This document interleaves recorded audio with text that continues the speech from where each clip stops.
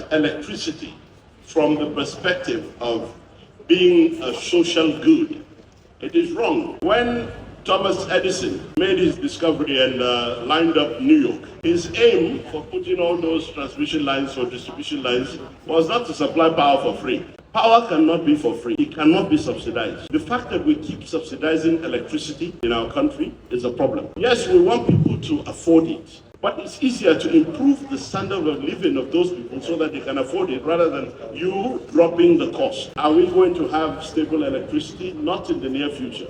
I'll keep my word. That is a big gap. Another thing you have to also see that has created that gap is the fact that localization does not recognize standards. And so last week now, it's become very clear that some people go to China and bring in Second Life EVs. Second Life is they've gone and rebuilt the EVs. They've changed some of the battery components. Those batteries that are weak have been changed. And they've now started bringing them into Nigeria. And I'll tell you the risk. Nobody is certifying those vehicles. A few months back, there was a vehicle that caught fire. And I asked why. And somebody said it was thermal runaway. And I said, but SON and NADDC should know this. They should know that thermal runaway is a problem. You can't open the doors and people will start bringing Second Life EVs. A lot of them. There are a lot of them around. None in this room anyway. But so far, a lot of them around. You can see them on those other platforms. So the standards must actually be enforced. The lack of enforcing standards is a huge gap. So I've taken it upon myself, and I'm going to petition NADDC. Right? By next week, they'll get my own petition. I'll put MPAN in copy and everybody.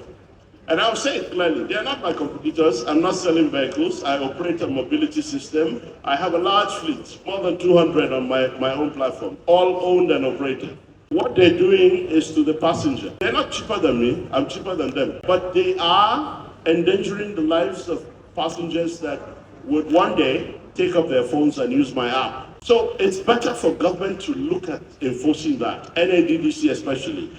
There's nothing wrong in rebuilding a car, but certification has to happen. You must open a certification center locally. There are 3 or 4 companies doing it, Chinese-owned companies here doing it. And it's not CIG, it's none of the big people. It's those small guys who have come and opened shop here. 145 of those cars are in the country. Nobody has certified them. They have new batteries that are parasitic and not uniform cells. So some cells will be CATL, some cells will be Connex, some cells will be all sorts of, those names.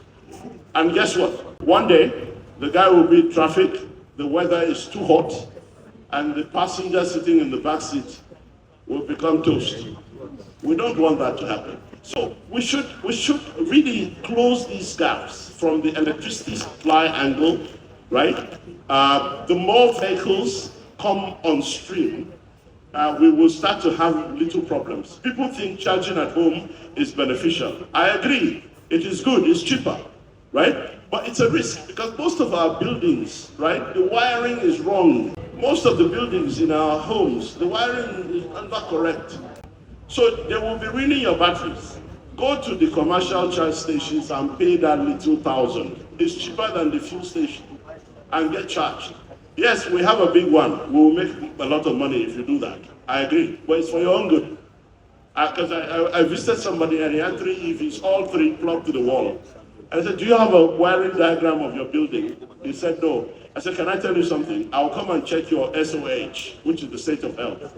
I can bet you it's less than 95. That's a brand new car, but he had less than 95. Why? Because the wiring of our buildings, nobody supervised it. Some people build a house and do this bypass, not to pay in echo disco and all those people. That alone is creating some complexity, right? So we need to step up and prepare for this industry.